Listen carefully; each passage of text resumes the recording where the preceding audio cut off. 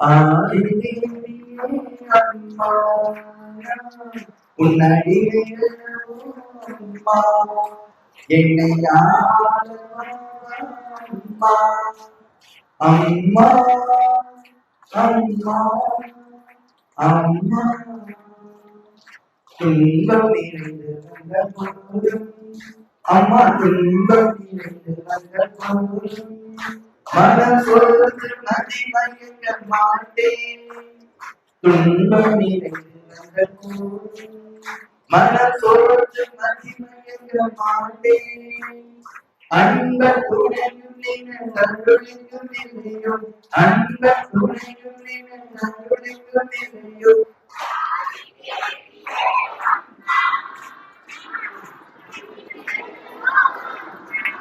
இப்போ இந்த பாடல் படிக்கிறது பெரிய விஷயம் இல்லை, அதன்படி நடக்கணும்.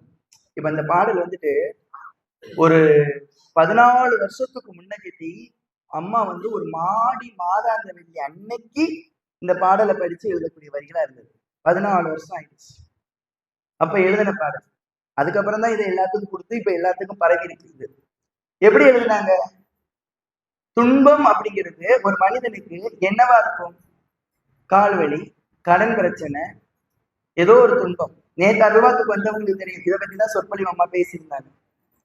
முதல் குழந்தைய பிறந்து வியாழக்கிழமை நைட்டு 6:30 கொடுக்காங்க, இறந்து கொடுக்காங்க. விடிந்தால் மாதாந்த வெள்ளி ஆடி அதை வீட்டை குழி தோண்டி புதைச்சி வச்சுட்டு அம்மா என்ன பண்றாங்க? புளியங்குடிக்கு வந்தாச்சு, சொக்கநாதன்புத்தூர்ல இருந்து. விடிந்தால் மாதாந்த வெள்ளி கதவை திறக்கிறாங்க, கோவில் கருவறையை திறக்கிறாங்க. கோமக்கான்னு ஒரு அக்கா இருப்பா, எங்க கிடப்பாவா? ஏண்டு கிடக்க கோமு? இந்த கோமு இருக்காளா? இவளுக்கு நல்லா தெரியும். இவா எனக்கு ஒரு பிஸ்கெட் வாங்கிட்டு அருள்வாக்கு வாரா, பீடிக்கெட்டெல்லாம் தூக்கிட்டு வந்து அருள்வாக்கு சொல்றதுக்கு. என்னம்மா குழந்தை பிறந்துருச்சா? குழந்தை பிறந்துருச்சு. என்ன குழந்தை? பெண் குழந்தை. நல்லா இருக்கா? நல்லா இருக்கு. இறந்ததை சொல்லல. நல்லா இருக்கா? நல்லா இருக்கு. எல்லாரும் சொல்றாங்க, துஷ்டி வீடு, குழந்தை இறந்து போச்சு, தீட்டு வீடு, பூஜை பண்ணாத, 30 நாளைக்கு அருள்வாக்கு செய்யாதன்னு சொல்றாங்க. அந்த கோவிலை எப்படி திறக்கிறேன், எனக்குள்ள ஒண்ணு தோணுது. என்ன தோணுது? துன்பம் நிறைந்து வந்த போது மனம் சோர்ந்து மதிமயங்க மாட்டேன் அன்ப துணையும் நினைக்கும் இல்லையோ அன்ப துணையும் நினைக்கும் இல்லையோ. துன்பம் தான், துன்பம் எவ்வளவுதான் நிறைஞ்சு வந்த என்ன?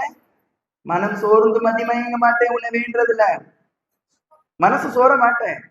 அன்பர்னா நீங்க சொல்றாங்க, அம்மா சொல்றாங்க, அக்கா சொல்றாங்க, பக்கத்து வீடு சொல்றாங்க, சொந்தக்காரங்க சொல்றாங்க.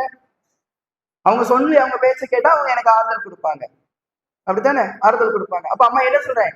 அன்ப துணையும் நினைக்கும் இல்லையோ அன்ப துணையும் நினைக்கும் இல்லையோ ஆதி தேவியே அம்மா அடிமை அம்மா. அடிமை, அடிமை நீ என்னனாலும் பண்ணிக்கலாம், அடிக்கலாம், உதைக்கலாம், இனி என்னனாலும் பண்ணு, ஏன்னா நான் உன் அடிமையே. இது வார்த்தைகளால பேசினால் போதாது, நடந்தனும். நான் நடத்தி காட்டியிருக்கேன். எங்க அம்மா சொன்னாங்க, நீ எல்லாம் ஒரு மனுஷனே கிடையாது, கல் நெஞ்சம். நான் உங்களுக்கு கல் நெஞ்சமா? உன்னோட துன்பம் என் துன்பம். இன்னைக்கு நான் அப்படி ஒரு நிலைமையில இருந்த அந்த தாயை நான் கூப்பிட்டு அந்த தாய்க்கு நான் அலங்காரம் பண்ணேன், அருள்வாக்கு செஞ்சேன். செய்வ யாராவது? செஞ்சேன் அருள்வாக்கு. அப்போ அந்த தாய் இன்னைக்கு இந்த இதயத்துல குடியிருந்து இத்தனைக்கு சொல்றேன், போன்ல சொல்றேன், உன் பிரச்சனை சரியாயிடும். நிறைய பேருக்கு போன்ல பார்த்தாலே சரியாக்கிடுவேன். நான் பதில் சொல்ல வேண்டாம், நீ சொன்னதை இப்படி பார்ப்பேன், ஆனா உங்க மனசு சொல்ல, அம்மா பார்த்துட்டாங்க போதுண்டா. உடனே உங்க கால்வெளி, கைவெளி பிரச்சனை, போலீஸ் ஸ்டேஷன் பிரச்சனை சரியாச்சா இல்லையா?